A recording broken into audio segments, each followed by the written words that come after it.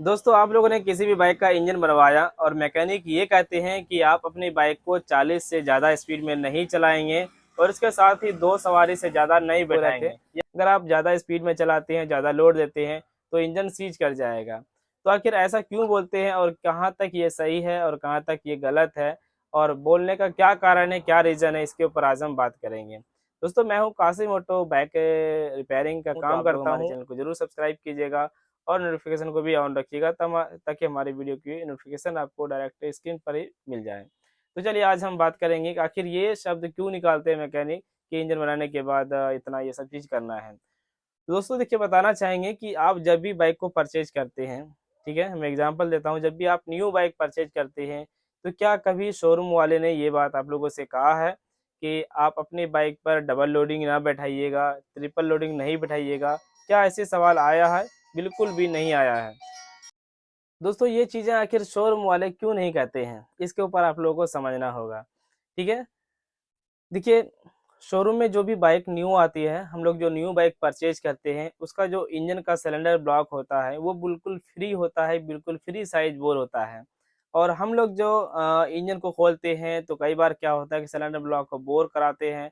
Cylinder block पुराना ही रहता है, हम नया पिस्टन डाल के सिलेंडर ब्लॉक को लेथ पर ले जाके बोर कराते हैं और पिस्टन को हम सिलेंडर में टाइट रखते हैं। टाइट हम इसलिए रखते हैं कि ज़्यादा दिन तक चले, जल्दी से पिस्टन ना लूज ना हो और पिस्टन आवाज़ भी ना कर सके। ठीक है, इस तरह का काम करते हैं हम मैकेनिक लोग।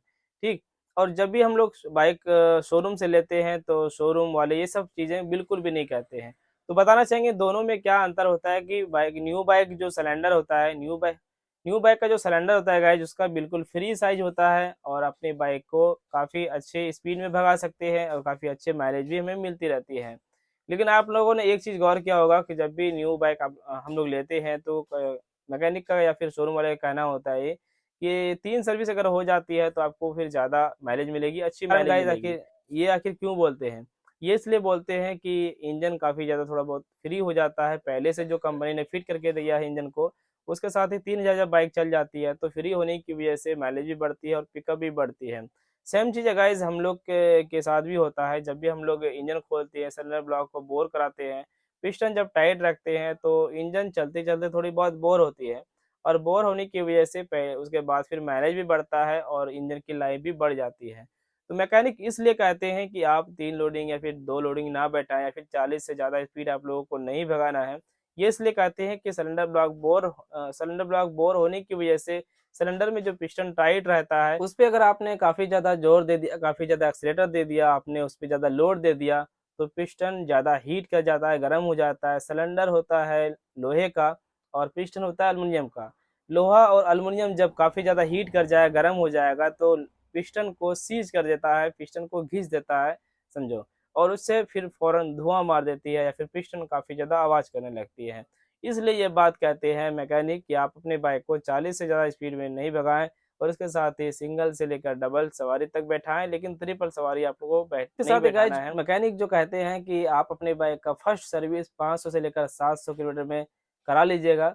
वो इसलिए कहते हैं कि जब भी हम लोग इंजन बनाते हैं तो इंजन के अंदर कुछ ना कुछ छोटे-छोटे टुकड़े रहते हैं, कुछ ना कुछ थोड़ी बहुत उसमें धूल पड़ी रह जाती है, जिसमें कि जब हम लोग पहली बार जब इंजन ऑयल को रिप्लेस करेंगे तो वो सभी कचरा डस्ट जो होगा, वो जो धूल होगा वो बिल्कुल निकल जाएगा और उसके बाद से जो हमारी बाइक अच्छी चलती रहेगी।